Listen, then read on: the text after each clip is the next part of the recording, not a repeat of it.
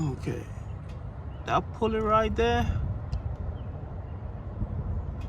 that was the issue. The cable was underneath it instead of being inside the pulley. And that right there was the whole issue why it wouldn't move right here.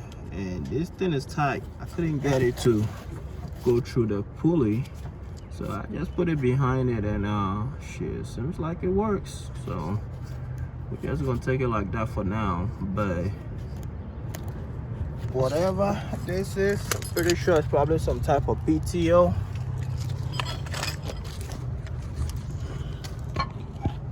Yeah, we might have to replace it. I'm not sure. We might have to replace it.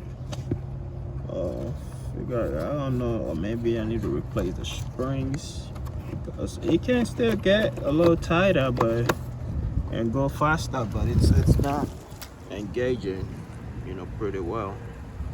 So that's it for now.